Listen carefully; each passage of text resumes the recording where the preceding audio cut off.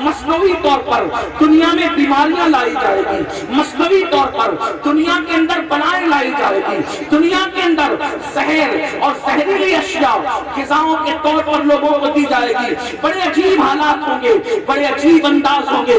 اب میرے آقا علیہ السلام کے پیارے دیوانوں، اس وقت ہر ملک پر کسی ایک ملک کی بات نہیں کرتا، انڈیا، پاکستان، بنگلہ دیش، برطانیہ، امریکہ، کسی ایک ملک کی بات نہیں کرتا، بلکہ حالات کیا ہوں گے؟ جب تیسری عالمی جنگ ہوگی تو جنگ کرانے والے تو یہ چاہیں گے نا کہ ہمارے ذہن کا آدمی بیٹھے، تبھی تو ان کی مراد پوری ہوگی، ورنہ وہ جنگ چاہیں گے، کوئی امن چاہے گا تو ان کی مراد تو پوری ہو نہیں سکتی۔ تو ہوگا کیا؟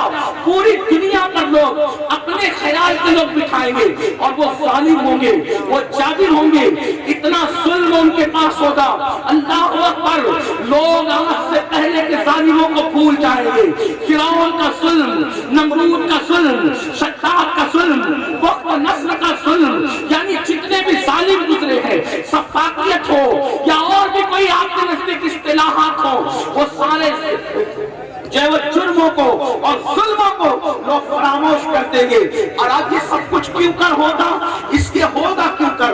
اب قرآن کہتا ہے کیوں کر ہوگا، اور مشکات شریف کی ایک حدیث اس سے بچنے کے لیے طریقہ کیا ہوگا؟ دو باتیں، ایک تو یہ دنیا میں حالات خراب کیوں ہوں گے یا دنیا میں حالات بگڑیں گے کیوں، لوگوں کے شہر کیوں برباد ہوں گے، بستیاں کیوں تباہ ہوگی، بستیاں کیوں ویران ہوگی، بچے گا کون؟ دیکھو تیسری عالمی جنگ سے بھی لوگ بچیں گے، اور بچنا کس کو ہے؟ وہ آج ہی راہ عمل آپ کو تیار کرنا ہوگا، دل کے کانوں سے سننا۔ قرآن کہتا ہے وَمَا أَصَابَكُم مِّن مُّصِيبَةٍ فَبِمَا كَسَبَتْ أَيْدِيكُمْ، میرا اللہ فرماتا ہے کہ تم پر جو بھی مصیبت آتی ہے، تم پر جو بھی تکلیف آتی ہے، وہ تمہارے گناہوں کے سبب سے آتی ہے، وہ تمہارے گناہوں کی وجہ سے آتی ہے۔ اب پتہ چلا اللہ اکبر، بڑی بڑی بیماریاں اکثر لوگوں کو گناہوں کی وجہ سے، یہ نہیں کہتا کہ ہر بیمار گناہگار ہوتا ہے، ایسا نہیں کہتا، لیکن اکثریت کی بات کرتا ہوں۔ اللہ اکبر، یہاں پر میرے رسول کی دکھیاری امت کے لوگ موجود ہیں، خواتین ہو یا حضرات، بچے ہو یا جوان، کوئی نہ کوئی دکھ میں مبتلا ہے، سب کا دکھ الگ الگ ہے، لیکن آؤ آج دکھوں کا مداوع تلاش کریں، آج دکھوں کا حل تلاش کریں، آج تکلیفوں کا حل تلاش کریں۔ میرے عزیز، یہ محفلیں جو لطیفہ کوئی کے لیے نہیں ہوتی، یہ محفلیں گل و بلبل کی بات کرنے کے لیے نہیں ہوتی، یہ محفلیں اپنے مسائل کے حل کے لیے ہوتی ہے۔ اب آج کی اللہ اکبر، اللہ اکبر، جو بڑی بڑی بیماریاں ہیں وہ گناہوں کی وجہ سے، اللہ اکبر، جو بے چینیاں ہیں وہ گناہوں کی وجہ سے۔ آپ کہتے ہیں نا مجھے سکون کی نیند نہیں آتی، گناہوں کی وجہ سے، قرآن کہہ رہا ہے گناہوں کی وجہ سے۔ آپ کہتے ہیں اولاد نافرمان ہو گئی، گناہوں کی وجہ سے، اللہ اکبر۔ آپ کہتے ہیں میرا بزنس بند پڑ گیا، گناہوں کی وجہ سے۔ قرآن کہہ رہا ہے جو بھی تم پر مصیبت آتی ہے وہ تمہارے گناہوں کے سبب سے آتی ہے۔ اور پھر یہاں پہنچ کر انسان کیا کہتا ہے؟ مولانا مجھے کسی نے کچھ کر دیا، کیا کر دیا؟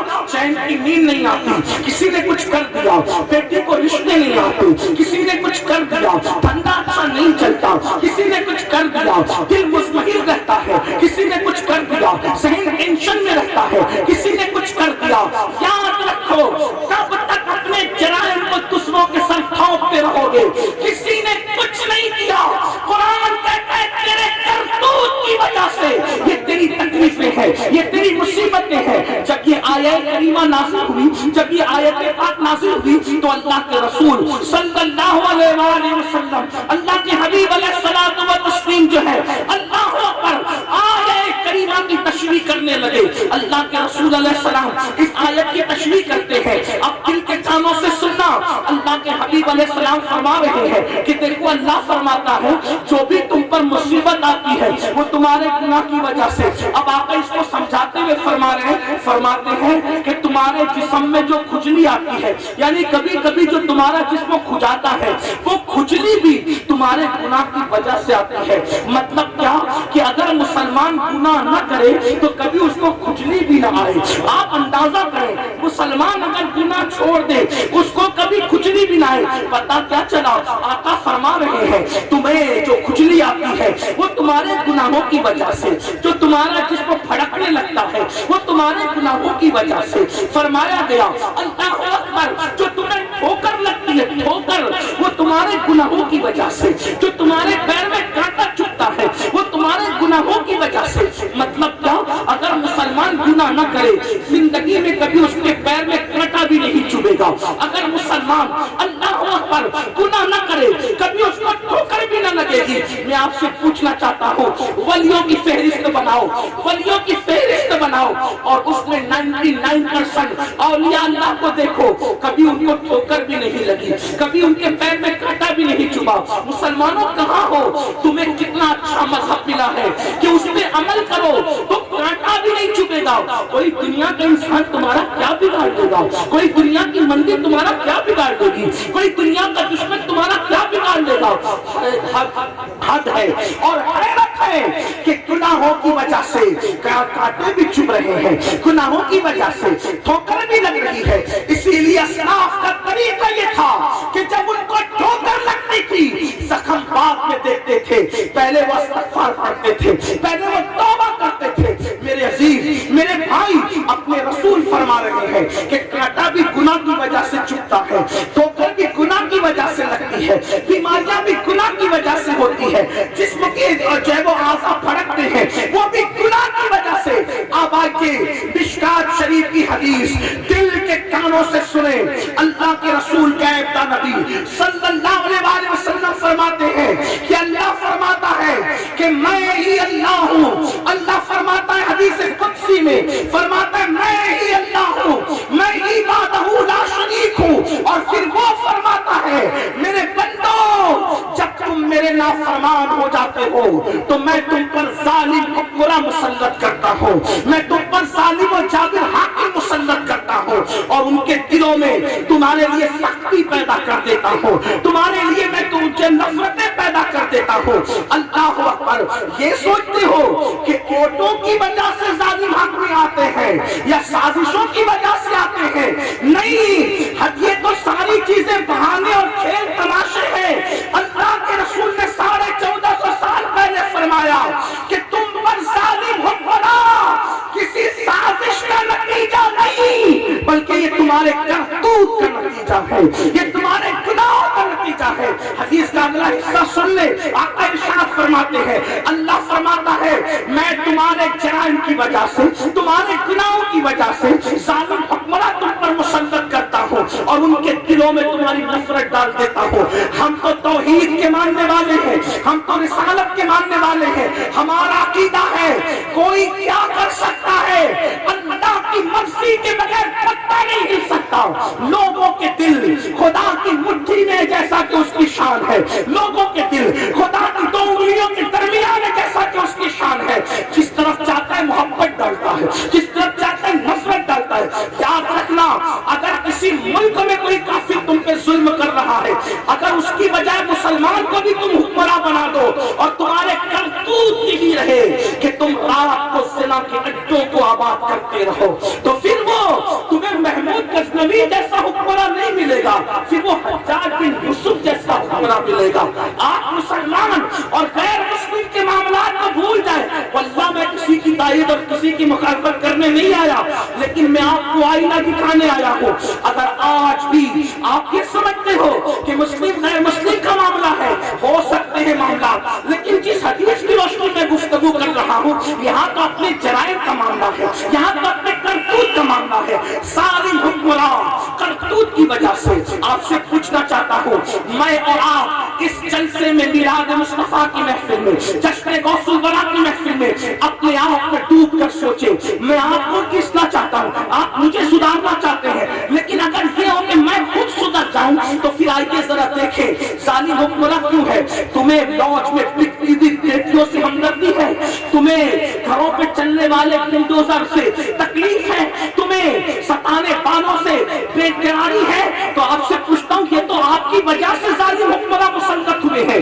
जब तक के रात की तारीकियों में सेना के अड्डे आबाद करते रहोगे, जब तक रात की तारीकियों में नशे में धुत पड़े रहोगे, जब तक औरतों पे पाप की नजरें डालते रहोगे, जब तक सूद के धंधे करते रहोगे, जब तक सेना के अड्डे आबाद करोगे। हाँ हाँ, एक उम्मत के दर्द में तड़पने की बात करने वालों, किसी बेटी की आबरू डूबती है, तुम व्हाट्सएप पर उसको ऑन करते हो बड़े दर्जे दिल के साथ, देखो मुसलमान की बेटी को ये हुआ, ये हुआ, ये हुआ। यकीनन जिसने किया गलत किया, लेकिन अगर उन बच्चियों की आबरू के टूटने का दर्द है, कुरान कह रहा है कि तेरे गुनाहों की वजह से ये दिन देखने पड़े। हदीस कह रही है तेरे जराइम की वजह से ये दिन देखने पड़े।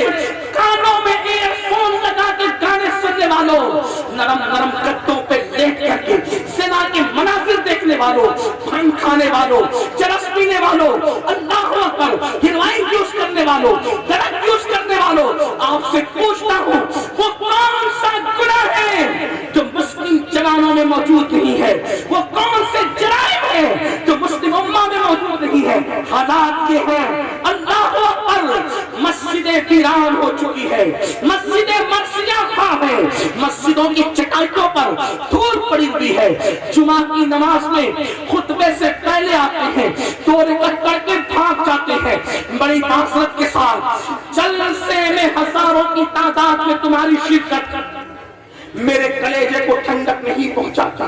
अल्लाह दिलों के हालात जानते वाली मुंबसात सुदूर है। अल्लाह की सबकी कसम, ये किसी सियासी लीडर को आप खुश कर सकते हैं हजारों में शरीक होकर। मैं शुक्र करता हूँ अल्लाह ने आपको तौफीक दी आने की, लेकिन मेरा कलेजा इससे ठंडा नहीं होता। क्यों? सिर्फ सुनने के लिए जो कौम जमा हो और अमल के लिए जमा न हो, तो ऐसा जमा होना ये क़यामत की निशानियों में से एक निशानी है। उस दिन मेरा कलेजा ठंडा होगा। जैसे जलसों के लिए जज्बात है, वैसे फजर की नमाज के लिए भी जज्बात हो जाएगा। नारे तकबीर, नारे रिसालत, नारे गौसियत, मशरक़े आला हज़रत, फैज़ाने आला हज़रत, फैज़ाने ख्वाजा गरीब नवाज, फैज़ाने हुजूर शाबिर पाक, फैज़ाने हुजूर मखदूम सुन्ना, फैज़ाने औलिया इकराम हज़रत अल्लामा सैयद अमीरुल क़ादरी साहिब क़िबला। सरों का समुंदर सियासी जलसों में देखा जाता है, मजहबी जलसों में सर नहीं बल्कि दिल देखे जाते हैं। हमें हुसैन पाक ने बताया हमें 22,000 मुनाफिकों की जरूरत नहीं है, हमें 72 मुस्तफा के वफादारों की जरूरत है। सलाम ने फरमाया करीब कयामत, कयामत की निशानियों में से निशानी है, लोग दीन की बातें सुनेंगे, करेंगे रस्मी तौर पे, उस पर अमल नहीं करेंगे। कहीं वो दौर तो नहीं आ गया? मस्जिदों को सोचो तो सही, मस्जिदें वीरान वीरान, मस्जिद की चटाइयों पे कर दो गुबार। कितनी सादगी से मेरा जवान कहता है मौलाना नमाज के लिए टाइम नहीं मिलता। किसने कह दिया टाइम मिले तो नमाज पढ़ना है? आओ एक हदीस आपकी खिदमत में पेश करो और उसमें तशरीह आला हजरत के वालिद इमामुल मुतकल्लिमीन अल्लामा नकी अली खान की पेश करूं। जरा तवज्जो से सुनना। इमामुल मुतकल्लिमीन लिखते हैं, हदीस तो आपने सुनी होगी लेकिन तशरीह थोड़ा सा उस पर तवज्जो करना। इमामुल मुतकल्लिमीन जो इमाम अहले सुन्नत के उस्ताद हैं, वालिद हैं, अल्लाह अकबर, वो लिखते हैं कि अल्लाह के रसूल ने फरमाया, तवज्जो करना, कि जिसने नमाज छोड़ दी, तवज्जो, जिसने नमाज छोड़ दी वो क़यामत के दिन फिरौन के साथ उठेगा। जिसने नमाज छोड़ दी क़यामत के दिन वो कारून के साथ उठेगा। जिसने नमाज छोड़ दी वो क़यामत के दिन उबई इब्ने खल्फ के साथ उठेगा। जिसने नमाज छोड़ दी वो क़यामत के दिन शद्दाद के साथ उठेगा। गोया के 5 नाम लिए गए। अब जरा इन 5 पर जरा गौर फरमाए। फिरौन कौन? मूसा अलैहिस्सलाम का दुश्मन। कारून कौन? जिसने मूसा अलैहिस्सलाम पर ज़िना का इल्जाम लगाया। कितना बदतरीन कारून, कज़न था हजरत मूसा अलैहिस्सलाम का, लेकिन जब ज़कात तलब की तो उसने अपनी ज़कात बचाने के लिए जनाब मूसा कलीमुल्लाह पर ज़िना का इल्जाम लगाया। हजरत मूसा का चेहरा सुर्ख हो गया। अल्लाह ने फरमाया मूसा ये तेरा मुजरिम है, मेरे करीम तू सजा इसको देगा। हजरत मूसा ने जलाल में कहा जमीन फंसा दे इसको अपने अंदर। वो जमीन में धंसता चला गया। जब वो कमर पर धंसा دھسا تو پھر اس نے کہا اچھا موسیٰ میری دولت پہ قبضہ کرنے کا خوبصورت بہانہ نکالا کہ مجھے دھسا رہے ہو تاکہ میری دولت پہ قبضہ کر لو. حضرت موسیٰ نے فرمایا رکو, اس کی دولت کی ساری تجوریاں اس کے سر پہ رکھ دی جائیں اور یہ دھسے گا تو اپنی دولت کے ساتھ دھسے گا. اللہ اکبر. وہ دھستا رہا دھستا رہا دھستا رہا. روایتوں میں آتا ہے جس دن سے جناب موسیٰ نے کہا تھا دھستا رہے گا وہ دھس رہا تھا, لیکن جس دن میرے نبی کی آمد ہوئی اللہ نے فرمایا اب قارون کو دھسایا نہ جائے گا کیونکہ محبوب کے قدم زمین پر لگ چکے ہیں. اللہ اکبر. یہاں ایک بات عرض کرنا چاہتا ہوں, قارون دشمن رسول ہے. اللہ اکبر. ابو لہب کا بھی تو کوئی رشتہ تھا, اللہ اللہ, لیکن قربان قارون کا کوئی رشتہ نہیں. نہ زمانہ وہ ہے, نہ اصل وہ ہے, نہ دور وہ ہے, نہ تعلق وہ ہے, کچھ بھی نہیں ہے. بس محبوب کی ولادت کیا ہوئی, قدم زمین پہ کیا لگے. قارون کے لیے کہا گیا جتنا دھسنا تھا دھس گیا, اب آج کے بعد نہیں دھسے گا. حیرت کی بات ہے ولادت رسول کا فائدہ قارون جیسوں کو بھی نصیب ہو جاتا ہے تو عاشقان مصطفیٰ کو کیوں نصیب نہیں. سبحان اللہ سبحان اللہ. مصطفیٰ کی شان نرالی ہے. لیکن میرا عنوان بڑی توجہ کرے. فرعون دشمن نبی, نبی کا دشمن. قارون نبی کا دشمن, اتنا بڑا دشمن جس نے زنا کا الزام لگایا. اس کے بعد اللہ اکبر حامان یہ بھی نبی کا دشمن. شداد یہ بھی نبی کا دشمن جس نے زمین پہ جنت بنائی. اور ابی بن خلف کا اگر تعارف آپ نہیں جانتے, جو جانتے وہ جانتے ہیں, جو نہیں جانتے وہ سن لیں. اللہ کے رسول رحمت للعالمین نے اپنی زندگی میں کسی کو قتل نہیں کیا, ظاہری زندگی میں کسی کو قتل نہیں کیا. آقا نے کسی کو قتل نہیں کیا, ایک بندے کو حضور نے قتل کیا. بس اللہ کے رسول نے ایک بندے کو قتل کیا, ایک شخص کو قتل کیا, اور جس کو قتل کیا اس کا نام ہے ابی بن خلف. اور یہ حدیث میں آیا ہے زمانے کا بدترین انسان وہ ہے یا جو نبی کو قتل کرے یا نبی اس کو قتل کرے. آپ مجھے بتائیں وہ رحمت للعالمین دندات شہید کرنے والوں کو دعا دیتے, زمین میں ڈھکیل دینے والوں کو اور گھٹنوں کو پھوڑ دینے والوں کو دعا دیتے, پنڈلیوں پہ پتھر مارنے والوں کو دعا دیتے. حضور نے جس کو قتل کیا ہوگا, اور قتل بھی شان رحمت للعالمین سے ہی کیا. حضور نے کوئی اس کو تلوار نہیں اٹھائی, اس کے ٹکڑے نہیں کیے, گردن نہیں کاٹی. کیا کیا, اپنا نیزہ لیا اور نیزہ لے کے اس کو صرف چبا دیا. تو پورے میدان میں وہ جب تھرکتا پھرتا تھا, تڑپتا تھا. ابو جہل نے کہا تو عورتوں سے زیادہ کمزور ہے, بہت زیادہ بہادری کی باتیں کرتا تھا, آج تو تڑپ رہا ہے. اس نے کہا ابو جہل تو کہتا صرف نیزہ چبایا ہے, واللہ اگر وہ مجھ پر تھوک بھی دیتے تو بھی میں قتل ہو جاؤں. حضور علیہ السلام نے جس کو قتل کیا وہ ابی بن خلف ہے. اب میری قوم کے جوانوں, عشق مصطفیٰ کے دعوے داروں, کلمہ پڑھنے کا دعویٰ کرنے والوں, اللہ کے رسول کی کا فرمان جس پر تمام مکاتب فکر کے لوگوں کا اتفاق کہ بے نمازی فرعون کے ساتھ قیامت میں اٹھے گا, حامان کے ساتھ اٹھے گا, قارون کے ساتھ اٹھے گا, شداد کے ساتھ اٹھے گا, ابی بن خلف, یعنی 5 کے 5 نبی کے دشمن. اب امام المتکلمین بتا رہے ہیں, فرماتے ہیں قیامت کے دن بے نمازی دشمنان رسول, گستاخان رسول کے ساتھ اٹھے گا. اس سے پتا چلا کہ اشارت النص کے حوالے سے یہ بات کہی جا رہی ہے کہ گویا جو نماز نہیں پڑھتا اس کا شمار نبی کے دشمنوں میں کیا جاتا ہے, جو نماز نہیں پڑھتا اس کا شمار نبی کے دشمنوں میں کیا جاتا ہے. آپ سے پوچھنا چاہتا ہوں جو فرعون کے ساتھ اٹھے گا اس کی جنت کیسی, جو حامان کے ساتھ اٹھے گا اس کی جنت کیسی. مسلمانوں تمہیں ڈر نہیں لگتا, تم گیم کے لیے اتنا وقت نکال لیتے ہو, فلموں کے لیے اتنا وقت نکال لیتے ہو, بتاؤ تو صحیح, دوستوں کے ساتھ بیٹھتے تو اتنا وقت نکال لیتے ہو. میرے بھائی کیوں 10 منٹ کا ٹائم نماز کے لیے نہیں ملتا, کیوں نمازیں کٹ کرتے ہو. خدا کے لیے آپ جانتے ہیں اللہ کے رسول علیہ السلام نے فرمایا جس جس نے جان بوجھ کر نماز چھوڑ دی قیامت کے دن اس کے ساتھ میرا کوئی وعدہ نہیں ہے، وہ میرے ذمے سے باہر ہو گیا ہے، وہ میرے ذمے سے خارج ہو گیا ہے۔ برادری سے خارج ہونے کا اتنا خیال ہے، رسول اللہ نے اپنے ذمے سے خارج کیا ان کو جو نماز نہیں پڑھتے۔ بڑی معذرت کے ساتھ آج لوگ یہ کہتے ہیں مولانا اتنا نہ ڈراؤ، نماز کوئی ضروری ہے، اللہ غفار ہے، کریم ہے، ستار ہے، وہ تو یوں بھی جنت دے دے گا۔ میں کہتا ہوں میں نماز تیری وجہ سے نہیں سمجھتا، میں تو نماز کربلا کی وجہ سے سمجھتا ہوں۔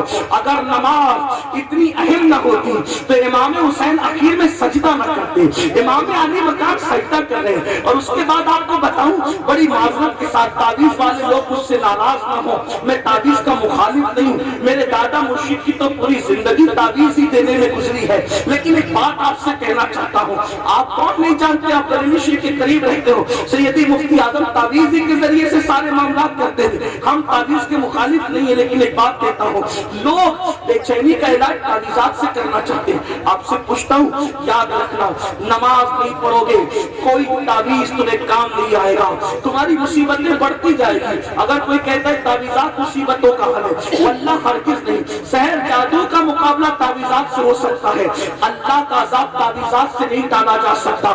آپ جانتے ہیں جو ہر بے قرار دل کا قرار، جو ہر بے چین دل کا چین، کون ہے ہر بے قرار دل کا قرار، کون ہے ہر بے چین دل کا چین؟ میرے امام کہتے ہیں ان کی مثال کوئی کیسے ہی رنج میں ہو، جب یاد آ گئے ہیں سب غم بھلا دیے۔ آپ سے میں پوچھنا چاہتا ہوں اللہ اکبر، میرے آقا یاد آئے تو انسان کم بھول جاتا ہے، لیکن جب رسول اللہ بے چین ہوتے تھے، جب میرے آقا بے چین بے قرار ہوتے تھے، وہ رسول جو ہر بے چین دل کا چین ہے، ہر بے قرار دل کا قرار ہے، جب وہ بے چین ہوتے تو کیا کرتے تھے؟ میرے آقا فرماتے تھے ارحنا یا بلال، اے بلال میری بے چینی کو دور کر، اے بلال میری بے قراری کو دور کر، اے بلال مجھے راحت پہنچا۔ بلال کہتے کیسے؟ آقا فرماتے بالصلاۃ، اذان پڑھ، ہم نماز پڑھیں گے اور اپنے دل کو سکون عطا کریں گے۔ وہ ہمارے رسول نماز میں اپنے آپ کا سکون تلاش فرما رہے، حالانکہ وہ تو ہر بے چین دل کا چین ہے، وہ تو عرش کی بے چینیوں کا بھی چین ہے، لیکن نماز کی اہمیت تو آپ سمجھے نا۔ اللہ اکبر۔ اور سن لو صحابہ کرام فرماتے ہیں رسول اللہ کے دور میں مسلمان اور غیر مسلم میں فرق کرنے کے لیے ایک ضابطہ تھا، جو نماز پڑھتا تھا ہم اس کو مسلمان سمجھتے تھے، جو نماز نہیں پڑھتا تھا ہم اس کو کافر سمجھتے تھے۔ اللہ اکبر اللہ۔ کچھ فتاوی رضویہ شریف اٹھا کے دیکھیں، کئی صحابہ کا نام لکھا ہے جن کا فتویٰ ہے کہ بے نمازی کافر ہے، حالانکہ حنفی ہونے کی وجہ سے ڈائریکٹ بے نمازی کو کافر نہیں کہتے، امام کی تعریف کے ساتھ ہم ہیں۔ لیکن ایک بات آپ سے پوچھتا ہوں، اگر قیامت کے دن اصحاب کے فتوے کے مطابق فیصلہ ہوا تو ہوگا کیا؟ آپ مجھے بتائیں۔ آپ چشتی تو بن گئے، نقشبندی تو بن گئے، سالوردی تو بن گئے، رضوی تو بن گئے، اشرفی تو بن گئے، برکاتی تو بن گئے، مداری تو بن گئے، آپ سب بنے، آپ سچے مسلمان کس دن بن رہے ہو؟ سبحان اللہ۔ آپ سچے مسلمان کس دن بن رہے ہو؟ ٹوپیوں کے کلر تمہیں سلسلوں سے وابستہ کر سکتے تمہارے اپنے زوم میں، لیکن خدا کی عدالت میں مسجدوں کو آباد کیے بغیر اپنا سچا مسلمان ہونا ثابت نہیں کر سکتے۔ اور یہاں چاہے جتنے بہانے بنا لو، چاہے جتنے بہانے کر لو، اللہ کے یہاں کوئی بہانہ نہیں چلے گا۔ مسلمانوں کیا ہو گیا؟ بس اللہ کی عبادت کے لیے ٹائم نہیں، اللہ کی عبادت کے لیے وقت نہیں، تو بات کو لمبی نہ کرتے ہوئے عرض یہ کر رہا تھا، میرے آقا صلی اللہ علیہ وسلم کے دیوانوں، ہو کیا گیا اس قوم کو؟ ہائے ہائے، جس کی راتیں رکوع اور سجود میں گزرا کرتی تھی، جس کی راتیں سجدے کے شوق میں گزرا کرتی تھی، آج وہ قوم راتوں میں گندی فلمیں دیکھ رہی ہے۔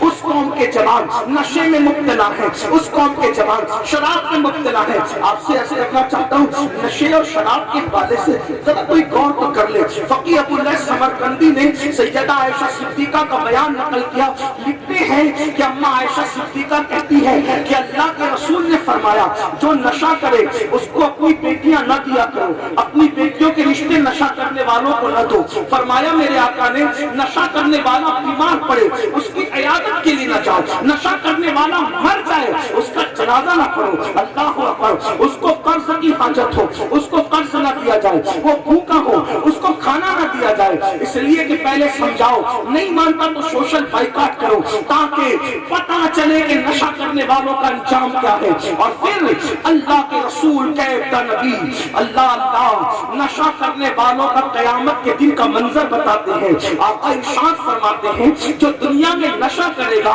وہ قیامت کے دن یا تو سور کی شکل میں اٹھے گا یا تو بندر کی شکل میں اٹھے گا, دو میں سے کوئی ایک شکل لے کے وہ اٹھے گا. ہائے میری قوم کے جوانوں, کڑوے گھونٹ تمہیں کون سا فائدہ دیتے ہیں؟ اللهم صل على سيدنا وشفينا وحبيبنا مولانا محمد وعلى اله وصحبه عليه صلاة والسلام عليك يا رسول الله. کڑوے گھونٹ تمہیں کون سا فائدہ دیتے ہیں؟ یہ نشہ انسٹالمنٹ پر تمہیں تباہ کر رہا ہے, پھیپھڑوں کو کھا رہا ہے, تمہاری سوچ کو کھا, تمہاری فکر کو کھا. اور یہ نشہ جان بوجھ کر مسلم بستیوں میں عام کیا جاتا ہے. کیوں؟ لوگوں کو تمہارے ٹیلنٹ سے تکلیف ہے, کیونکہ لوگ جانتے جب تم پڑھو گے تو تمہارا کوئی مقابلہ نہیں کر سکے گا, جب تم تجارت کرو گے تو کوئی تمہارا مقابلہ نہیں کر سکے گا, جب تم سیاست کرو گے تو کوئی تمہارا مقابلہ نہیں کر سکے گا, جب تم بولو گے تو کوئی تمہارا مقابلہ نہیں کر سکے گا. کسی قوم کے پاس اتنا ٹیلنٹ نہیں ہے جتنا مسلمانوں کے پاس ہے. آپ کہیں گے مولانا 1400 سال کی بات نہ کرو. میں کہا 1400 سال کی نہیں, ابھی عقائد پر کوئی گفتگو کرنے کی بجائے میں آپ سے کہتا ہوں آج بھی کلمہ پڑھنے والوں کا ٹیلنٹ یہ ہے کہ ہندوستان کو جس میں ایٹمی طاقت دی ہے وہ کوئی کلمہ پڑھنے والا ہی ہے. آپ مجھے بتائیں 1857 میں انقلاب کی آواز بلند کرنے والا کوئی کلمہ پڑھنے والا ہی ہے. 1857 میں جہاد کا فتویٰ انگریزوں کے خلاف دینے والا کوئی کلمہ پڑھنے والا ہی ہے. اللہ اکبر. پورے ملک میں انقلاب کی آگ لگا کر انگریزوں کو بھگانے والا کوئی اور نہیں ہے, وہ سب کلمہ پڑھنے والے. نعرہ تکبیر, نعرہ رسالت, نعرہ غوثیت, مشرق اعلی حضرت, فیضان اعلی حضرت, خواجہ کا ہندوستان, حضرت علامہ سید نبی القادری صاحب کو. آپ کلمے کو سمجھتے کیا ہو؟ آپ کا حسن آپ کو نہیں پتا ہے. دنیا تمہارے حسن سے لرزہ برندام ہے. اپنا ٹیلنٹ سمجھو خدا کے لیے. بھیڑیوں کی صفوں میں رہتے ہوئے شیر اگر اپنے آپ کو بھیڑیا سمجھے اس سے بڑھ کر نادانی کیا ہوگی؟ اے میری قوم کے جوان, تو شراب پینے والا بھیڑیا نہیں ہے, تو جوا کھیلنے والا بھیڑیا نہیں ہے, تو زنا کرنے والا بھیڑیا نہیں ہے, تو محمد رسول اللہ کا شیر ہے شیر. تو شراب پینے نہیں, تو شربت عشق رسول پینے کے لیے آیا ہے. تو جوا کھیلنے کے لیے نہیں, تو جوئے کے خاکے کے لیے آیا ہے. تو زنا کرنے کے لیے نہیں, تو زنا کے خاکے کے لیے آیا ہے. ارے نادان, ہندوستان میں مسلمانوں کا پہلا قافلہ نہ مسجد بنانے آیا تھا نہ مدرسہ بنانے آیا تھا, وہ تو بیٹیوں کی عزت کی حفاظت کے لیے آیا تھا. یہ اور بات ہے کہ تمہارا کردار دیکھ کر کے لوگ کلمہ پڑھ کے مسلمان ہوئے اور اس کے بعد لوگ تمہارے طریقے پر آ گئے. مسجدیں بن گئی کردار کی وجہ سے, مدرسے بن گئے کردار کی وجہ سے.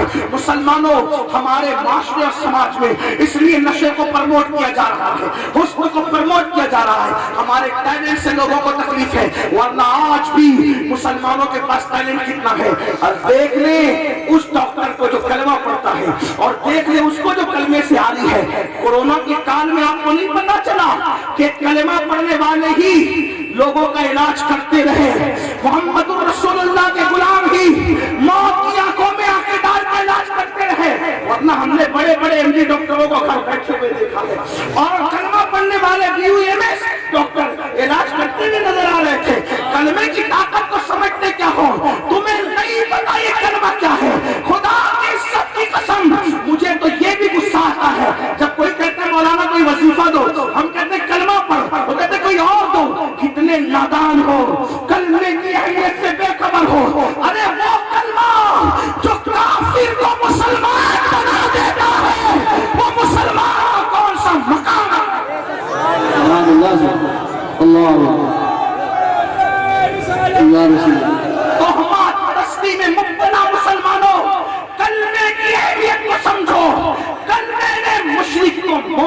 بنایا ہے، کلمے نے ادھر سے نکال کے ادھر ڈالا ہے۔ ارے کلمے کی طاقت یہ ہے، کلمہ زمین پہ پڑا جاتا ہے عرش ہلنے لگتا ہے۔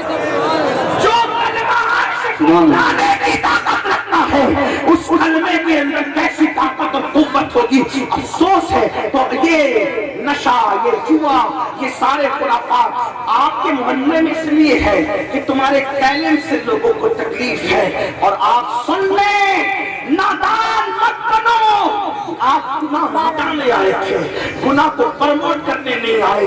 آپ جرائم ختم کرنے آئے تھے، جرائم کو پرموٹ کرنے نہیں آئے۔ بس بات کو آگے لے جاتے ہوئے اختتام کی طرف چلتے ہوئے عسکر آقا علیہ السلام فرماتے ہیں کہ جو نشہ کرتے ہوں گے وہ یا تو سور کی شکل میں اٹھیں گے یا تو بندر کی شکل میں۔ ان کی آنکھوں سے خون بہ رہا ہوگا، پورے بدن پہ جہنم کے سانپ اور بچھو چپکے ہوں گے، اور اس کے منہ سے پاخانہ نکلتا، وہ پاخانہ اگلتے ہوئے۔ پیاز اگر کھا لو تو اس کی بدبو خود سے برداشت نہیں ہوتی، جب قیامت میں پاخانہ اگلتے ہوئے آؤ گے نشے کے جرم میں، نشے کی پاداش میں۔ بہت اسمارٹ بنتے ہو، بہت روشن خیال بنتے ہو، مولویوں کو بیوقوف کہہ کر کے بہت ترقی یافتہ بنتے ہو۔ یہ تو پرانی باتیں ہیں، جب نشے کے لیے مذمت آئی تھی، نشہ تو اس کا حرام ہے جو دیسی دارو ہے، ابھی تو نئی نئی ٹیکنیک نکل گئی۔ تجھے کیا پتا، میرے نبی وہاں کی بات کرتے جہاں لوگوں کا تصور نہیں جاتا۔ گیہوں کی، انگور کی جب شراب بنتی تھی تبھی فرما دیا کلو مسکرین حرام، جس سے بھی نشہ ہوگا وہ سب حرام۔ سبحان اللہ، بے شک حضور علیہ السلام کی ایک حدیث قیامت تک کو کور کر رہی ہے، اس لیے کہ رسول اللہ کا نظام رحمت قیامت تک کے لیے۔ اور اپنے آپ پہ رحم کرو، جو لوگ نشہ کرتے ہیں میں ان کو بتا دوں، میرا یقین نہیں ہے تو سائنس سے پوچھ لینا، نشہ کرنے والا جلدی سے نامرد ہوتا ہے، بیوی کے قابل نہیں رہتا۔ نشہ کرنے والا سوچ اور سمجھ کی صلاحیتیں ختم ہو جاتی ہے، نشہ کرنے والا سماج پر بوجھ بنتا ہے۔ ہاں، جو نشہ کرتا ہے اس کے بچوں کو اسکول میں عزت نہیں ملتی۔ لوگ کہتے ہیں نشیڑی کے بچے آ گئے، ان کے بچوں کو جوان ہونے کے بعد اچھے رشتے نہیں ملتے۔ اس کی بیوی جب وہ کمائے گا نہیں تو برتن جھاڑو کے لیے جانا پڑتا ہے، اور جہاں برتن جھاڑو یا عورت کوئی کام کے لیے جائے تو لوگوں کی نظر سے کیسے کیسے اٹھتی ہے، اس کا کوئی تبصرہ کرنے کا موقع نہیں۔ نادان، تو اپنے کڑوے کھوٹ کے لیے، چند نشے کی گولیوں کے لیے، چند نشیلی دواؤں کے لیے پورے خاندان کو تو معاذ اللہ داؤ پہ لگا رہا ہے۔ سوچ تو صحیح، تیرے پورے ماں باپ نے تجھ سے کتنی توقعات کی ہوگی، اور تو جوان ہو کر کے بری صحبت کا شکار ہو کر کے تو نشے میں پڑ گیا۔ نہیں میرے بھائی، آج کی اس محفل غوث الورا میں آپ کو نشے سے نکلنا ہوگا، بلکہ میں تو کہتا ہوں ہر نشے سے باہر نکلو، ہر نشے سے باہر نکلو۔ گھمنڈ ہے، اگر نشہ ہے دولت کا اس سے بھی نکلو، شراب کا ہے اس سے بھی نکلو، جوانی کا نشہ اس سے ہی باہر نکلو، گناہ کا نشہ اس سے ہی باہر نکلو، اللہ اکبر، نسب کے فخر کا نشہ ہے اس سے ہی باہر نکلو، ہر نشے سے باہر نکلو۔ ہمارے یہاں کوئی نشہ جائز نہیں ہے سوائے ایک نشے کے، ہر نشہ حرام ہے، ہر نشہ حرام ہے، بس ایک نشہ ہمارے لیے جائز ہے، اور صرف جائز نہیں ہے بلکہ جانے عبادت ہے۔ آؤ ہم اسی نشے کی بات کرنے۔ وہ نشہ کون سا ہے؟ وہ نشہ وہ ہے جو بدناموں کو نیک نام کر دیتا ہے، جو گمراہوں کو آسان ہدایت کا تارا بنا دیتا ہے، جو کہا لگانے والوں کو راتوں میں آہو بھوکا کرنے پہ مجبور کر دیتا ہے، جو گناہوں کی ہڈیوں کو آباد کرنے والوں کو خدا کھانے کی طرف لاتا ہے۔ وہ نشہ کون سا ہے؟ جس کو بتا دو تو بتانے والا ابو بکر بن جاتا ہے، اور اگر چھپا دو تو چھپانے والا ویسے قرنی بن جاتا ہے۔ اس نشے کو نشہ اس کے رسول کہتے ہیں، نشہ محبت رسول کہتے ہیں۔ اس نشے کی شان یہ ہے جو نشہ محبت رسول اگر کسی کو چڑھ جاتا ہے وہ گمراہ نہیں ہوتا، قوموں کا امام بن جاتا ہے، وہ ذلیل نہیں ہوتا، فرشتے بھی اس کی تعظیم کرتے نظر آتے ہیں۔ امام کہتے ہیں نکیرین کرتے ہیں تعظیم میری، نکیرین کرتے ہیں تعظیم میری، فدا ہو کے تجھ پہ یہ عزت ملی ہے، خاک ہو کر عشق میں آرام ملا جان کی ایک سیر ہے الفت رسول اللہ کی یہ وہ نشہ ہے اے عشق تیرے صدقے جلنے سے چھٹے سستے جو آگ بجھا دے گی وہ آگ لگائی ہے نکلو نشے سے ہر نشے سے توبہ کرو میں اپنی گفتگو کو اب اختتام کی طرف لے جاؤں اللہ اکبر تو میں عرض کر رہا تھا وہ مشکات شریف کی حدیث رہ گئی ہے اس کو پورا کر لیا جائے توجہ فرمائیں دھیان دیں آقا فرماتے ہیں اللہ ارشاد فرماتا ہے کہ جب تم میری نافرمانی کرتے ہو گناہ کرتے ہو تو میں تم پر ظالم حکمراں مسلط کرتا ہوں ان کے دلوں میں تمہاری نفرتیں پیدا کرتا ہوں وہ تم پر مسلط ہو کے ظلم کرتے ہیں اب پھر اس کا علاج کیا ہے اب حدیث سنو 1450 سال پہلے کی بات ہے ایسا لگتا ہے جیسے آج کے ماحول میں بات ہے یہی تو بات ہے غیبتہ نبی کی یہ بات ہے غیب دن میں تو حیران ہوں لوگ آج بھی نبی کے غیب پہ لڑ رہے ہیں جبکہ لوگوں نے ایسی مشینیں ایجاد کر لی ہے کہ گلیکسی دیکھ رہے ہیں لوگ ستاروں کی انجمن دیکھ رہے لوگ سیارے دیکھ رہے لوگ میں کہتا ہوں سائنس ترقی کرے گی تو شاید لوگ سارے انکشافات کر لیں گے لیکن ایک غیب کو سائنس کی ترقی بھی نہیں دیکھ سکتی اور وہ ہے غیب الغیب وہ ہے اور وہ ہے ذات خدا ہے نا ہر غیب جس پہ پہلے غیب کا اطلاق ہو رہا تھا لوگ جس پہ ڈر رہے تھے لوگ تو سب مشینوں کے ذریعے سے دیکھ رہے ہیں میں اس کی کوئی تشریح میں نہیں جاتا تھا کہ ہمارے غیب کی تعریف کچھ اور ہے ان کے یہاں کچھ اور ہے حواس خمسہ سے جسے پتہ نہ کیا جا سکے اسے غیب ہے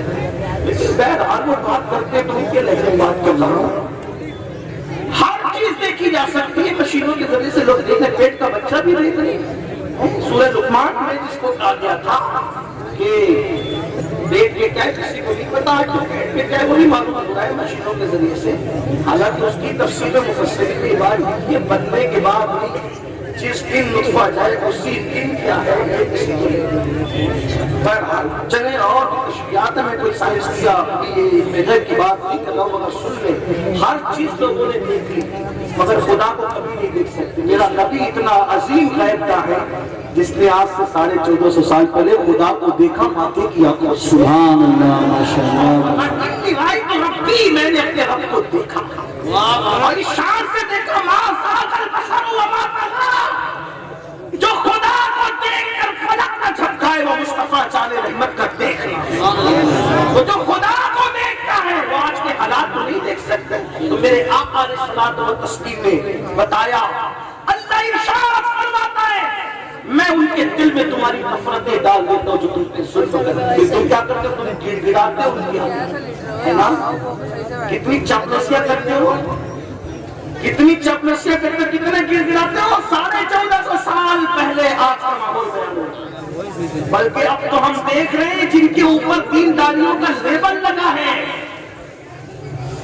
جن لوگوں کی داڑیاں سفید ہو چکی جن کے پیشانوں پر سجدوں کے نشانات ان کے نمازی ہونے کی نشانی دے وہ بھی ان کی بولی نہیں حالات تبدیل ہو رہے قرآن حدیث کہہ رہی ہے تم چاپلوسیاں کرتے ہو ان کے آگے گر گراتے ہو اللہ فرماتا ہے ان کے آگے گر گرانے سے کام نہیں بنے گا ان کی آگے گر گرانے سے دیکھو اپنے مسائل کا حدیث میں کیسے آپ کہتے ہو ہمارا حل ہونے کا حدیث میں حدیث پڑھا قرآن حدیث کی طرف رد کیا حدیث سے تو منہ پھیر بیٹھے حدیث سے تو منہ کوئی 4 جملے انگلش کے بول دے ایسے مرعوب ہوتے لیکن کوئی حدیث پڑھے اس پہ توجہ نہیں ہم انگریزی کے مخالف نہیں ہیں ہمارے نبی کا فرمان ہے ہر زبان سیکھو لیکن آپ سے پوچھتا ہوں اتنے انگریزوں کے غلام ہو کہ 4 جملوں سے متاثر ہو اور منہ کا فرمان کوئی پڑھے تو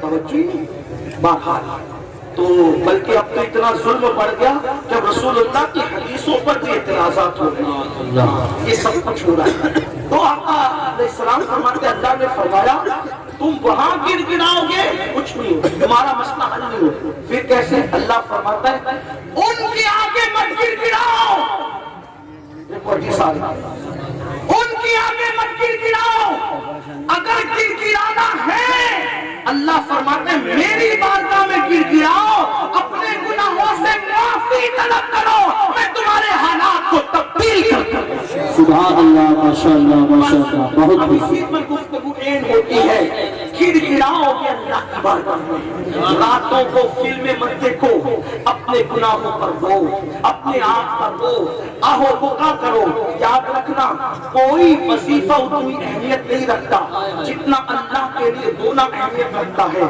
اللہ کے لیے رونا اس کے رسول کے لیے رونا کوئی عبادت اس کا مقابلہ نہیں کر سکتی یہ وہ عبادت ہے آپ سے پوچھتا ہوں اولیاء کی زندگی دیکھو صحابہ کی زندگی دیکھو اب تھوڑا اس پہ توجہ کریں دیکھو سیدنا فاروق اعظم اللہ کے لیے اتنا روتے تھے کہ روتے روتے آپ کے چہرے پر آنسوؤں کے نشان پڑ گئے تھے آپ جانتے ہیں اتنا روتے تھے کون ہے یہ فاروق اعظم جن کو دنیا میں رسول اللہ نے جنت کی بشارت دی ہے یہ حضور کے سسر بھی ہیں صحابی بھی ہیں اور یہ وہ ہیں جن کے بارے میں آقا فرماتے ہیں میرے بعد کوئی نبی ہوتا تو عمر ابن خطاب ہوتے یہ وہ ہیں جن کے بارے میں فرمایا اپنی محفلوں کو عمر کے نام سے زینت کیا کرو آپ سے پوچھتا وہ کیوں رو رہے تھے وہ کیوں رو رہے تھے آپ کہتے مولانا میرے پیر صاحب مجھے جنت میں لے جائیں گے واللہ تیرے پیر کی جوتیاں میرے سر اور آنکھوں پر میں کسی کے پیر کا مخالف نہیں میں تو ہر سنی پیر کی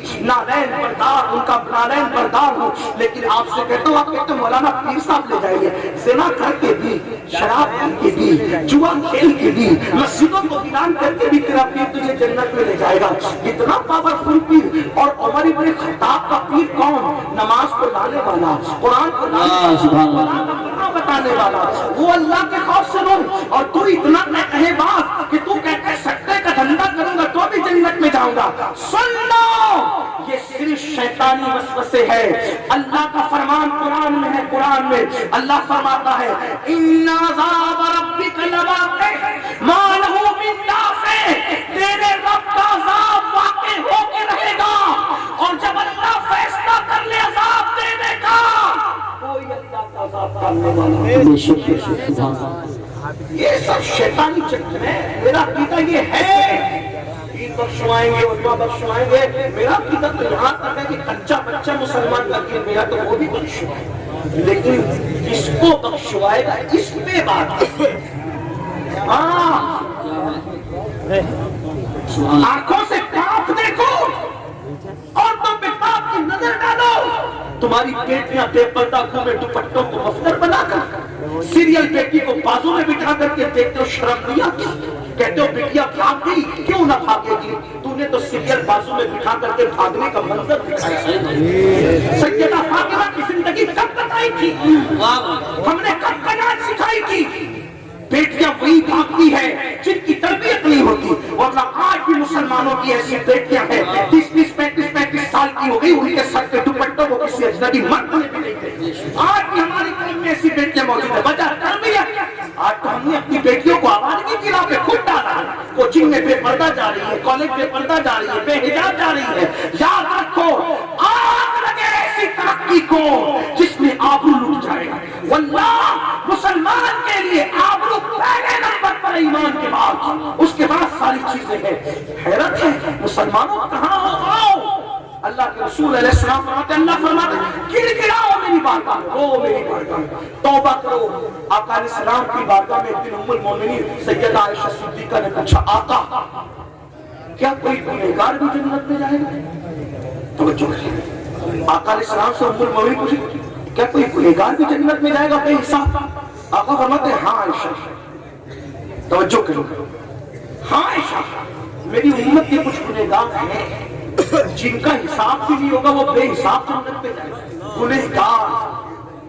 گنہگار بے حساب جنت میں جائیں گے پوچھا امی جان نے یا سنو وہ کون ہے فرمایا عائشہ جو اکیلے میں اپنے گناہوں کو یاد کر کر کے اللہ کے خوف سے روتے ہیں اللہ ایسے گنہگاروں کو بے حساب جنت عطا فرمائے آؤ اپنی راتوں کو سجاؤ اللہ کے خوف سے اللہ کی خشیت سے آؤ اپنے آنکھوں کے اندر آنسو لاؤ اللہ کے خوف سے مکھی کے سر کے برابر اگر اللہ کے خوف کی کی وجہ سے کسی کی آنکھ میں آنسو آتے ہیں، اللہ اس پر جہنم کی آگ حرام فرما دیتا ہے۔ افسوس ہم تو اپنے گناہوں کو یاد کر کے کبھی روتے ہی نہیں، کیونکہ ہم گناہ کو گناہ سمجھتے ہی نہیں۔ ہمارا حال تو یہ کہتے ہیں ہم جنت میں نہیں جائیں گے تو کون جائے گا؟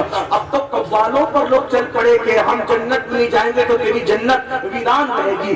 نادان، اللہ کی جنت آج بھی ویران نہیں ہے، تو کیا بات کرتا ہے؟ علماء سے ہٹا اور کس کی بات کو کر رہا ہے؟ اللہ کی جنت آج بھی ویران نہیں، اور اس کی جنت کبھی ویران ہو ہی نہیں سکتی۔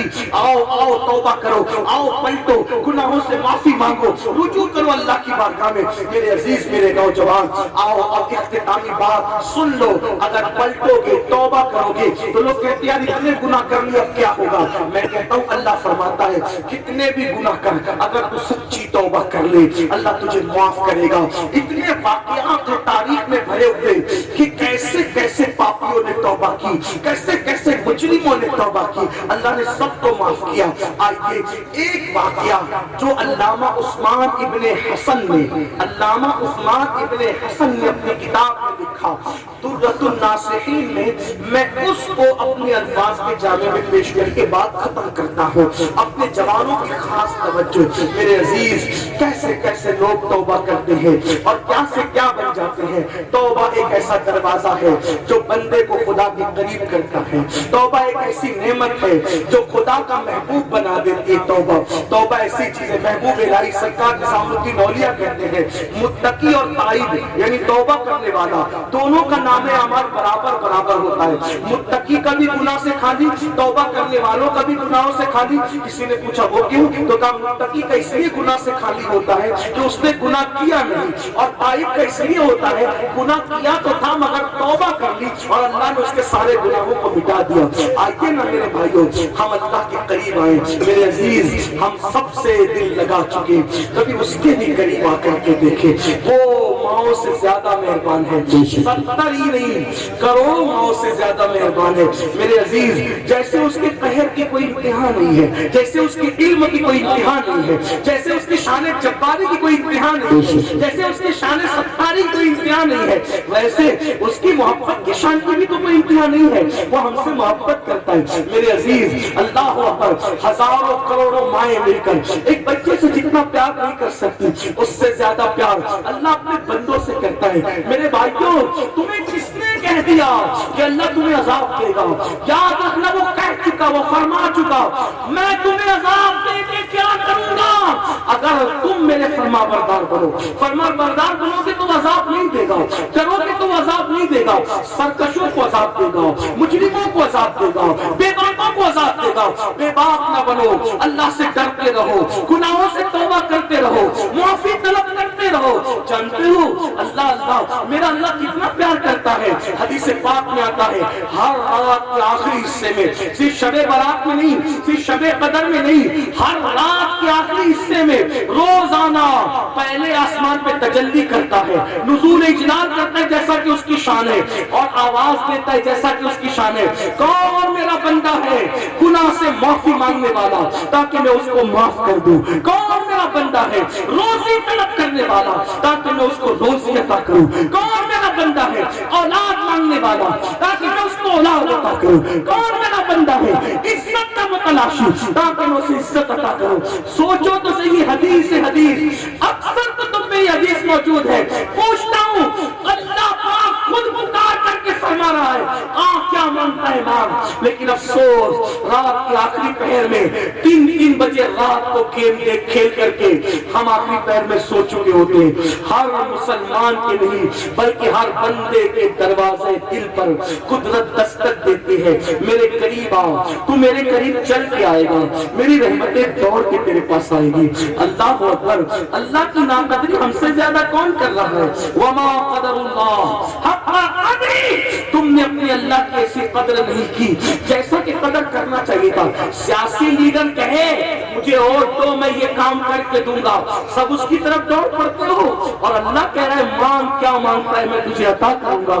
کیوں نہیں آتے اس کی طرف؟ کیوں سوتے پڑے رہتے ہو؟ یعنی جتنا سیاسی لیڈروں کی بات پر یقین ہے اتنا بھی اپنے رب کے فرمان پر تم نے توجہ نہیں کی۔ پھر تباہ نہیں ہوں گے تو کیا ہوگا؟ پھر برباد نہیں ہوں گے تو کیا ہوگا؟ آؤ مسلمانوں، رات کو رونا سیکھ لو، رات کو گڑگڑانا دیکھو، سب کے آگے گڑگڑا کے دیکھو، کبھی اس کی بارگاہ میں گڑگڑا کے دیکھو۔ اللہ اکبر۔ تو جو بات کہنے چلا تھا وہ یہ، علامہ عثمان ابن حسن اپنی کتاب میں لکھتے ہیں، جوانی دیوانی، جوانی دیوانی، جوانی مستانی ہوتی ہے، جوانی میں پاگل پن ہوتا ہے، جوانی میں جنون ہوتا ہے، جوانی میں لاؤبالی پن ہوتا ہے، جوانی میں ہوش و حواس جو ہے وہ گناہوں کے حوالے سے بھی جذباتی ہوتے ہیں۔ جوان جذباتی، جوان کی فطرت ہے جذباتی ہونا، جیسے دودھ کی فطرت ہے آگ نیچے سے ملے تو ابل پڑتا ہے، ویسے جوان کی فطرت یہ ہے کہ جذبات کو مشتعل ہونے میں وقت نہیں لگتا، اور خاص طور پہ دو چیزیں جوان کو زیادہ مشتعل کرتی ہے، ایک تو حسن اور ایک تو عشق۔ یہ دو چیزیں جو جوان کو مشتعل کرتی ہے، کسی دور کا جوان ہو، کسی زمانے کا جوان ہو، جوان بہرحال جوان ہوتا ہے۔ اب آئے علامہ عثمان ابن حسن لکھتے ہیں، جس کو اپنے الفاظ کی جامع میں پیش کر رہا ہوں، ہو سکتا ہے شاید ہزاروں کے مجمع میں بیٹھے ہوئے کئی جوانوں کی یہی داستان ہو، ان کی یہی داستان ہو سکتا ہے۔ اللہ اللہ۔ عثمان ابن حسن کہتے ہیں، حسن نام کا ایک جوان تھا، حسن نام کا ایک جوان تھا، جوانی کی شروعات تھی، ابھی جوانی کا اٹھان تھا، چہرے پہ داڑھی کے پورے بال بھی نہیں نکلے تھے۔ گھر والوں نے کہا حسن جاؤ اور بازار جا کر کے کچھ خرید کر کے لاؤ۔ کہتے ہیں حسن بازار گئے، جوان تھے، ابتدائی جوانی تھی، جوانی کی شروعات تھی۔ حسن گئے اور جا کر کے کیا دیکھا، ایک بہت خوبصورت اور حسین و جمیل لڑکی، وہ بھی کوئی سودا لینے کے لیے آئی۔ پھر وہ جوان نے دیکھا، آنکھیں چار ہوئی، جب آنکھیں چار ہوئی تو اس جوان حسن نے ہنس کے کہا، اے لڑکی تو کتنی خوبصورت ہے، کتنی حسین، کتنی جمیل ہے تو۔ وہ لڑکی تھی آج کل کی بیٹیوں کی طرح نہیں کہ حسن کی تعریف سن کر گردن کو جھرجھری دیتی اور گھمنڈ کرتی، نہیں، وہ اس دور کی بیٹی تھی، ابھی خیر القرون ختم نہیں ہوا تھا، ابھی خیر القرون ختم نہیں، رسول اللہ کا ظاہری دور ابھی مثال تو فرمایا تھا، لیکن ابھی بھی بڑے بڑے اکابر صحابہ موجود تھے۔ اس دور کی بات ہے، اس دور میں پرورش قرآن و سنت کے سائے میں، قناعت کے سائے میں، کردار سیدہ زہرا کے سائے میں، کردار خدیجہ الکبریٰ کے سائے میں، کردار عائشہ صدیقہ کے سائے میں اس وقت تو پرورش ہو رہی تھی۔ جیسے لڑکی نے اپنے حسن کی تعریف سنی، کتنی خوبصورت ہے لڑکی تو، اس لڑکی نے فوراً کہا، اے لڑکے، اے لڑکے، اللہ سے ڈر، اللہ سے ڈر۔ حسن کہتے ہیں میں اس کے حسن میں اتنا ڈوب چکا تھا کہ اس جملے کا اثر بھی میرے دل پہ نہیں ہوا، حسن میں اتنا ڈوب ہی گیا تھا کہ مجھے خیال ہی نہ رہا کہ کیا رہی ہے۔ میں نے کہا تو کتنی خوبصورت ہے، اور ایک بات اللہ سے ڈرو۔ اسی بزرگ کا ایک جملہ یاد رکھنا، لذت کے لیے گناہ، لذت کے لیے گناہ مت کرو، لذت چلی جائے گی، گناہ باقی رہ جائے گا۔ لذت مٹنے والی ہے، گناہ نہیں مٹنے والا ہے۔ جب تنہائیوں میں دل چاہے گناہ کرنے کو تو سوچو اللہ دیکھ رہا ہے، سب کو دیکھ رہا ہے، اور سن لو جو اکیلے میں گناہ کرتا ہے اللہ اس کی عبادتوں کو بھی رد کرے۔ وَالْعَاقِبَةُ لِلْمُتَّقِينَ، عاقبت تو صرف اللہ سے ڈرنے والوں کے لیے۔ لوگوں کے سامنے عبادت کرتے ہو، آخرت میں تنہائیوں کے اندر پاپ کر رہے ہو، اپنی تنہائی کیسے خود سوچو، اپنی تنہائیوں کو اللہ کی یادوں سے آباد کرو، رسول اللہ کی یادوں سے آباد کرو۔ حسن کہتے ہیں، حسن اس نے کہا اللہ سے ڈر۔ میں اتنا ڈوبا تھا کہ مجھے یہ جملہ سمجھ میں نہیں آیا، میں نے کہا کتنی خوبصورت ہے تو۔ اس نے جب دیکھا کہ میں اس کے حسن کی تعریف کیے جا رہا ہوں تو لڑکی نے کہا اچھا اے لڑکے تجھے میرے پورے وجود میں کیا خوبصورت لگ گیا، کیا اچھا لگ گیا۔ حسن کہتے میں نے کہا تیری آنکھیں کتنی خوبصورت، تیری آنکھیں کتنی حسین ہے، تیری آنکھوں کو دیکھ کر گلے کی یاد آتی ہے، تیری آنکھوں کو دیکھ کر چمکتے ہوئے ستاروں کی چمک یاد آتی ہے۔ جو کہنا تھا کہنے والے نے کہا ہوگا، لیکن اگر علامہ شکر قادری کی زبان سے کہوں تو پھر بات طویل ہوگی، لیکن اتنا ضرور کہتا ہوں کہ وہ لڑکی نہیں تھی، حسن کی ملکہ تھی، اس کے رخسار نہیں بلکہ لالا کے گلوں کی یاد دلانے والے کھلتے ہوئے پھولوں کی طرح تھے، اس کے ہونٹ نہیں لالے یمن تھے، اس کے بال نہیں سنبل کا پودا، اس کی آنکھ نہیں نرگس کے پھول، اس کا چلنا نہیں کسی مورنی کا خرام ناز کرنا تھا، اس کا تیز قدم اٹھانا نہیں کسی ہرنی کا چوکڑی کرنا تھا۔ ایسے حسن و جمال کو کوئی دیکھے تو پھر صاحب تسبیح اور مصلی بھی ہو تو پھر کیا ہو انسان رہا ہے، کیونکہ انسان تو حسن کا متوازی ہے۔ حسن نے کہا، میں نے کہا تیری آنکھیں کتنی خوبصورت ہے، کتنی حسین ہے تیری آنکھیں۔ اس نے کہا اب بھی تیرا علاج کر، چلی گئی ایک بوڑھی کلینک آئی، اس کے ہاتھ میں اشک، اس نے کہا اے لڑکے ابھی تھوڑی دیر پہلے تو ہی کسی لڑکی کی حسن کی تعریف کر رہا تھا۔ میں نے بالکل کر و فر سے اور بڑے ناز سے کہا ہاں میں ہی تھا، میں اس کی تعریف کر رہا تھا، کیا بات ہے؟ اس نے تحفہ بھیجا، ایک کسی لڑکے نے کسی لڑکی کی تعریف کی اور تحفہ آ جائے، پھر یہ انسان کہتا ہے میرے نصیب جگہ میرے بھاگ جگہ پیدا ہی کے نشانے کو پہنچا، یہی تو بات۔ حسن کہتے ہیں میں خوش ہو گیا، محبت کا پہلا تیر نشانی کو پہنچا، لیکن جیسی میں نے تشک سے کپڑا ہٹایا تو کیا دیکھا کہ دو کٹی ہوئی آنکھیں تھی اور اس سے تازہ تازہ خون نکلتا۔ میں نے کہا یہ کیا ہے؟ میں نے کہا یہ کیا ہے؟ تو اس گڑیا نے کہا، میری مائکہ نے کہا کہ اس لڑکے سے کہنا میری آنکھیں تجھے خوبصورت لگی نا، میں نے کاٹ کے دے دیا، مجھے بھول جا، میں ان خوبصورت آنکھوں کو اپنی پیشانی میں اس لیے نہیں رکھنا چاہتی، مجھے اندھی بن کے رہنا تو گوارا ہے لیکن پاپی بن کے رہنا مجھے گوارا ہے۔ میں پاپی بن کے نہیں رہ سکتی، لڑکوں کو جو آنکھیں میری طرف متوجہ کرے وہ آنکھیں کٹنے ہی کے قابل ہے، میں نے کاٹ کے دے دیا، آنکھیں لے جا مجھے بھول جا۔ حسن کہتے ہیں اس لڑکی کے تقویٰ پرہیزگاری کا مجھ پہ اتنا اثر ہوا کہ میں رو پڑا، میرے دل نے کہا حسن تو نے کیا کیا؟ تیرے چند فکروں نے، تیرے چند جملوں نے کسی خوبصورت لڑکی کا مستقبل تباہ کر دیا، اتنی خوبصورت حسین لڑکی کو تیرے جملوں نے اندھا کر دیا، اندھا۔ اب اس کے ساتھ کون شادی کرے گا، کون بیاہ کرے گا؟ آگے بڑھنے سے پہلے دو جملے سنیے۔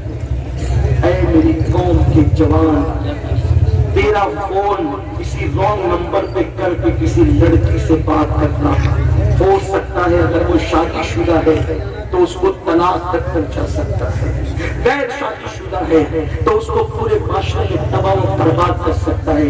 آج کل کچھ منچلے لڑکے لڑکیوں کو بیٹھ کر بات کرتے ہیں، فون پہ بات کرتے ہیں، لالچ دیتے ہیں، یہ کریں گے وہ کریں گے، ایسے ویسا ویسا ویسا۔ ایک وقت آتا ہے کہ نہیں نکھا پاتے، نہیں دیکھ پاتے، انٹرنیٹ پر باتیں طے ہوتی ہے، فوٹو دیکھ کر باتیں طے ہوتی ہے، چھوٹ جاتا ہے۔ وہ لڑکی پر جو داغ لگتا ہے پھر اس سے کوئی نکاح نہیں کرتا، رشتہ نہیں کرتا، اس کی زندگی تباہ ہوتی ہے۔ ایسی لڑکیوں کی داستان مجھے پتا ہے، ہم تو پبلک لیول کے لوگ ہیں۔ پھر وہ راتوں کو جب بستر پہ سسکتی ہے اور اس کی آہیں اٹھتی ہیں تو پھر تم کہیں کے نہیں رہتے، کاروبار میں ناکام، ازدواجی زندگی میں ناکام، ہر جگہ ناکام۔ سن لو اور غور سے سن لو، حدیث پاک میں میرے آقا فرماتے ہیں اگر تم نے کسی چڑیا کی زندگی سے کھیلا ہوگا، چڑیا چھٹاک بھر کی چڑیا کی زندگی سے کھیلا ہوگا اور اس سے کھیلتے کھیلتے چڑیا مر گئی ہوگی تو قیامت کے دن وہ چڑیا اللہ کی عدالت میں کھڑی ہوگی، کہے گی مولا آج انصاف کا دن ہے، انصاف کا دن، میرے اللہ اس نے میری زندگی سے کھیلا تھا، میں مر گئی تھی، آج مجھے انصاف چاہیے۔ حدیث پاک میں آتا ہے وہ چڑیا کی شکایت بجلی کی کڑک کی طرح ہوگی، بجلی کی کڑک کی طرح، اور اللہ فرمائے گا اے چڑیا جس نے تیری زندگی کے ساتھ کھیلا، آج میں نے اس کے سارے اعمال کو برباد کر دیا، اس کو منہ کے بل گھسیٹتے ہوئے جہنم میں لے جاؤ۔ شادی شدہ عورتوں سے، ناقوانی لڑکیوں سے زنا کر کے ان کی زندگی برباد کرنے والوں، ان کو شادی کا لالچ دے کر ان کی آبرو لوٹ کر بھاگ جانے والوں، سوچو تو صحیح، جو چڑیا کی زندگی سے کھیلے اس کے اعمال برباد ہوں گے اور وہ منہ کے بل گھسیٹتے ہوئے جہنم میں ڈالا جائے گا۔ جو عورتوں کی زندگی سے کھیلے، جو لڑکیوں کی زندگی سے کھیلے، میرے عزیز اپنی زندگی 3 گھنٹے کی فلم نہیں ہے، یہ 3 گھنٹے کی فلم نہیں ہے کہ آپ خان صاحب لوگوں کی اور چاہے وہ کمار لوگوں کی اور کسی شرما کی آپ جو ہے وہ نقل کر رہے ہیں. 3 گھنٹے کی فلم نہیں ہے. ہمیں روز جینا ہے, روز اٹھنا ہے, روز معاشرے میں کھڑا رہنا ہے, تجارت کرنا ہے. آپ فلم کو دیکھ کر فالو نہ کریں, آپ مصطفیٰ جان رحمت کی زندگی کو فالو کریں. یہ کہانی ہے, یہ قصہ ہے, وہ حقائق ہے. ہمارے لیے رسول اللہ کی زندگی نمونہ ہے. چڑیا کی زندگی سے کھیلنے والا تباہ ہوتا ہے. یہیں پہ جھوٹا اور آگے بڑھ کر کے آگے بڑھنا چاہتا ہوں. اسی طرح 2-3 بچے پیدا کر کے جو سالن میں نمک زیادہ ہونے پہ طلاق دے دیتے ہیں, میکے سے دیر سے آنے سے طلاق دے دیتے ہیں, چھوٹی چھوٹی شبہات و شبہات پہ طلاق دے دیتے ہیں. آپ سے پوچھتا ہوں, بڑے غرور اور گھمنڈ سے طلاق تو دیتے ہو. 3 بچوں کی پیدائش کے بعد طلاق دینے والے آج کنواری خوبصورت لڑکیوں کو رشتے نہیں آتے. اس متعلقہ سے کون رشتہ کرے گا؟ لیکن جب تم نے اس کی جوانی سے کھیلنے کے بعد اس کو طلاق دیا ہے, جب وہ بستر پہ کروٹ بدلے گی, اس کی آہوں کو کوئی سنے نہ سنے, لیکن وہ باب اجابت لائی سے ٹکرائے گی. میرے آقا فرماتے ہیں, سن لو آقا کا فرمان, بیویوں کو طلاق دے کر کے ان کو چھوڑ دینے والوں, ان کی سسکیاں, ان کی آہیں اور نالے بلند کروانے والوں, سن لو. میرے آقا فرماتے ہیں, مظلوم کی آہ سے بچو, مظلوم کی بد دعا سے بچو. مظلوم کی دعا اور اللہ کے درمیان کوئی حجاب نہیں ہوتا, کوئی پردہ نہیں ہوتا. اگر مظلوم کافر ہوگا, اس کی آہیں بھی تمہیں جلا دے گی, اس کی آہیں بھی تمہارے کرمن کو برباد کر دے گی, تمہارے شبستان کی خوشیوں کو چھین دے گی. اس لیے ہو سکے نہ کسی چڑیا پہ ظلم کرنا, نہ کسی کافر پہ ظلم کرنا, نہ کسی انسان پہ کرنا. ارے جب کسی پہ ظلم کی اجازت نہیں ہے, اپنی بیویوں پہ ظلم کیوں کرتے ہو, قوم کی بیٹیوں پہ ظلم کیوں کرتے ہو؟ اور سن لو, تم کسی کی بیٹی کی آبرو سے کھیلو گے, ایک دن تم بھی تو بیٹی کے باپ بنو گے, یا تم بھی تو کسی کے بھائی ہو. یاد رکھنا, کما تدین تدان, تم جیسا کرو گے وہ دن تم بھی دیکھو گے, جیسا کرو گے ویسا کرو گے. اگر چاہتے ہو کہ قوم کی بیٹی تمہارے گھر کی محفوظ رہے, آنکھوں پہ حیا کا پہنا بٹھاؤ, نیک بنو. کہتے ہیں, حسن کہتے ہیں کہ میں نے وہ کٹی ہوئی آنکھیں دیکھی, اور کٹی ہوئی آنکھیں دیکھ کے میں رو پڑا. یا اللہ, میرے جو چند فکرے نے کسی کو اللہ کر دیا, خوبصورت کی آنکھیں لے لی, اس سے کون شادی کرے گا, کون نکاح کرے گا, کیا ہوگا؟ میں روتا رہا. لیکن ایک بات حسن کہتے ہیں, مجھے خیال آیا, میں توبہ کرتا تھا, روتا تھا. حسن توبہ, حسن رونے, خیال ہے حسن یہ کیسی توبہ, دل دکھائے بندے کا اور توبہ کرے اللہ سے, اللہ کی بارگاہ میں. دل دکھائے بندے کا, توبہ کرے خدا کی بارگاہ میں. توبہ کا اصول تو یہ ہے, خدا سے معافی مانگ لی, بندے سے جس کا حق طلب کیا اس سے بھی تو معافی مانگ. میں نکلا, صبح کو نکلا, اس کے گھر کی طرف گیا تو دیکھا کہ اس کے گھر کے آنگن میں لوگ جمع ہیں اور ایک جنازہ اٹھ رہا ہے, اور ہر جنازہ اٹھانے والا رو رہا ہے. میں نے پوچھا, یہ کس بزرگ کا جنازہ ہے جس پہ پورا محلہ سوگوار ہے؟ تو کہا, کسی بزرگ کا نہیں, یہ ہمارے محلے کی ایک باغیرت بیٹی کا جنازہ ہے. کل صبح بازار گئی تھی, سنا ہے کہ کسی منچلے نے اس کی حسن کی تعریف کر دی, آنکھیں کاٹ کے غصے میں بھیج دیا. آنکھیں کاٹ تو تھی غیرت کی وجہ سے, لیکن درد برداشت نہ کر سکی. بیٹی تھی, بیٹی تو بیٹی ہوتی ہے, عورت تو عورت ہوتی ہے, نسوانیت تو نسوانیت ہوتی ہے, صنف نازک تو صنف نازک ہوتی ہے. کہا آنکھیں کاٹ کے جذبات میں بھیج تو دی, لیکن برداشت نہ کر سکی. دن بھر تڑپتی رہی, یہاں تک کہ رات کے آخری حصے میں دم توڑ گئی. اسی باغیرت بیٹی کا جنازہ ہے. حسن کہتے ہیں, اس دن مجھے احساس ہوا, حسن تیرے چند فکروں نے کسی کی آنکھ نہیں لی, اندھائی نہیں کیا, تیری چند فکروں نے کسی کی جان لے لی. ایک میت ہوگی, ایک موت ہوگی, ایک قتل ہو گیا. اس دن حسن کہتے ہیں, میں نے اللہ سے کہا, مولا میرے دیکھنے میں کسی کی جان لی, کسی کی زندگی تباہ کی. آج میں توبہ کرتا ہوں, عورت تو عورت ہے, آج کے بعد کسی مرد کو بھی نظر بھر کے نہیں دیکھوں گا. اور حسن نے سچی توبہ کی, میرے اور آپ کی طرح توبہ نہیں کی. حسن نے سچی, کیسی توبہ ہو کہ بکری کے تھن سے سوراخ سے دودھ نکلے, دوبارہ اسی سوراخ سے دودھ واپس نہیں جا سکتا. ایسی توبہ, ایک بار گناہ سے نکلو, دوبارہ اس راستے نہ جاؤ, یہ توبہ ہے. اور یہ توبہ انسان کو محبوب خدا رسول اللہ کا محبوب, مقدس اور مقرب بنا دیتی ہے. ایسی توبہ حسن کہتے ہیں, میں نے سچی توبہ کی, اور سچی توبہ کے بعد دل میں خیال آیا حسن جب توبہ کر لی گناہوں کی زندگی بلکہ وہ تو گناہ کی زندگی میں تھے بھی نہیں حسن، لیکن ایک واقعہ ایسا ہو گیا تھا، ایک ایسا واقعہ ہو گیا تھا، میں ان کو کوئی گنہگار نہیں کہہ رہا ہوں، لیکن اگر یہ واقعہ بھی میں بیان نہ کرتا، اگر عثمان ابن حسن نے نہ لکھا ہوتا اللہ اکبر، تو کہا حسن جو زندگی تیری تھی وہ گزر گئی، تم نے توبہ کر لی، اب کوئی نیک بندے کی سرپرستی چاہیے، کوئی تیرا مرشد ہونا چاہیے، کوئی تیرا استاد ہونا چاہیے۔ حسن کہتے ہیں ایسے موقع پر میں استاد اور مرشد اور اپنا مربی جب تلاش کرتا تھا تو پھر نصیبے کی ارجمندی یہ تھی کہ مجھے مولا علی جیسا پیر ملا، علی مرتضیٰ جیسا استاد ملا، علی مرتضیٰ جیسا مربی ملا، اور پھر وہی حسن جس نے پہلے زندگی یہ گزاری تھی جب مولا علی جیسا پیر ملا تو اسی حسن کو دنیا نے امام حسن بصری کے نام سے جانا، اور وہ امام حسن بصری مولا علی کے ڈائریکٹ مرید ہے، ڈائریکٹ خلیفہ ہے، شیخ المشائخ ہے، امام الصوفیہ ہے، چشتیوں کا سلسلہ علی مرتضیٰ تک جاتا ہے امام حسن بصری کے ذریعے سے، قادریوں کا سلسلہ بھی ایک نہر سے جاتا ہے امام حسن بصری کے ذریعے سے، نقشبندیوں کا معاملہ بھی امام حسن بصری کے ذریعے سے ایک ترک سے جاتا ہے، سہروردی ہو، رفاعی ہو، سب کے سلسلے حسن بصری سے اور یہ جاتے ہیں۔ دیکھو جوانی کی زندگی کیسی، اور اس کے بعد جوانی میں ایک واقعہ ایسا ہو گیا، اور اس کے بعد پھر جو زندگی تھی ایسی زندگی، اللہ اکبر، مولا علی فرماتے تھے کہ اگر حسن بصری کسی محفل میں موجود ہے تو میں کسی کو خطاب اور واز کرنے کی اجازت نہیں دیتا، سب کے منبر اٹھا دیے جائے سوائے حسن بصری کے منبر کا، کیونکہ وہ سب سے زیادہ حقدار ہے۔ یہ حسن بصری ہوئے، پھر بڑی ان کی شانیں ہوئی، لیکن اتنا ضرور کہتا ہوں توبہ نے کوئی راستہ تو دیا نا۔ آؤ میرے بھائی، آج غوث پاک کی محفل ہے، ہم بھی سچی توبہ کر لیں۔ میرے مرشد غوث اعظم تو فرماتے ہیں میں اپنے ماننے والوں کو توبہ کے بغیر مرنے ہی نہیں دیتا۔ آئیے اس سے نسبت کریں، سچی توبہ کریں۔